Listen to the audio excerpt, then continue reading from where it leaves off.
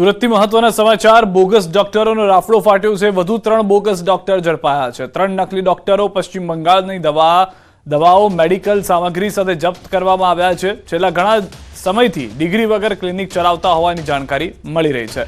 દવાઓમાં પણ નકલી હોવાની પ્રાથમિક જાણકારી મળી રહી છે।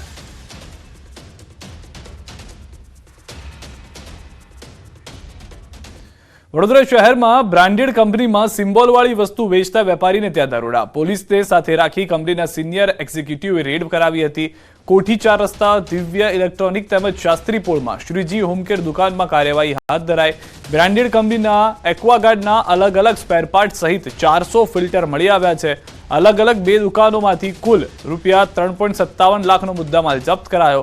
ગેરકાયદે કંપનીના લોગો સિમ્બોલનો ઉપયોગ કરનાર વેપારીઓ સામે ગુનો દાખલ કરવામાં આવ્યો છે।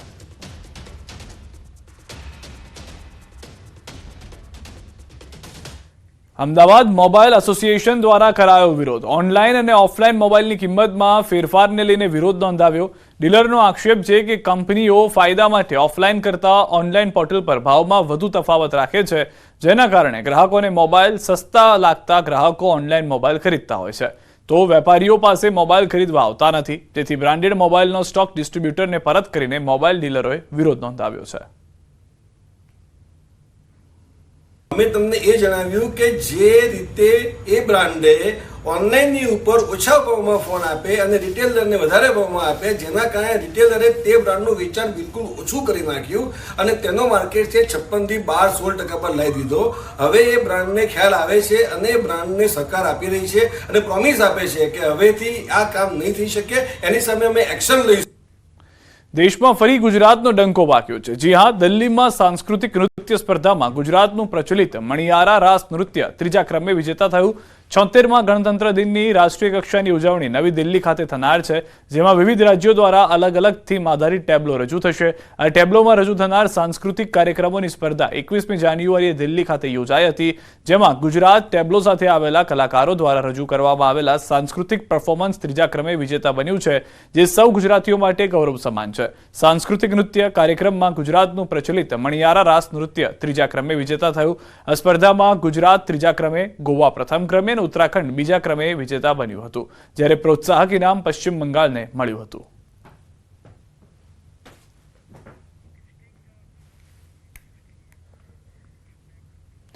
બજારમાંથી ઘી લેતા પહેલા સાવધાન રહેજો। મહેસાણામાંથી 13 લાખનો ઘીનો જથ્થો જપ્ત કરવામાં આવ્યો છે। કડીમાંથી લીધેલા દાવત બ્રાન્ડ ઘીના નમૂના ફેલ થયા છે।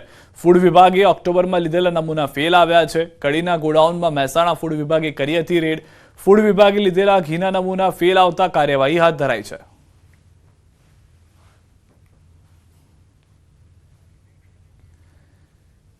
તો બનાસકાંઠામાં ભેળસેળિયા ઘીના વેપલાનો પર્દાફાશ થયો। જાણીતા ઘીના ડુપ્લિકેટ લેબલનો ઉપયોગનું ષડયંત્ર બનાસકાંઠાના ફૂડ વિભાગની કાર્યવાહીમાં ખુલાસો થયો। ચડોતરની પેઢીમાં ચાલતો હતો ગોરખ ધંધો। જલારામ એન્ટરપ્રાઇઝના ઘીના ડુપ્લિકેટ લેબલનો ઉપયોગ કરાતો હતો। શંકાસ્પદ ઘીના પેકિંગમાં બ્રાન્ડેડ ઘીના લેબલનો ઉપયોગ કરવામાં આવતો। ચડોતરની પેઢીઓમાં હતા ફૂડ વિભાગના દરોડા। 5 પેઢીમાંથી ઘી તેલના 14 સેમ્પલ લેવાયા હતા। 1955 કિલો શંકાસ્પદ ઘીનો જથ્થો સીઝ કરાયો છે। ડીસાની એક પેઢીમાંથી 5955 કિલો શંકાસ્પદ તેલ પકડાયું। ફૂડ વિભાગની કાર્યવાહીને લઈને ભેળસેળિયા વેપારી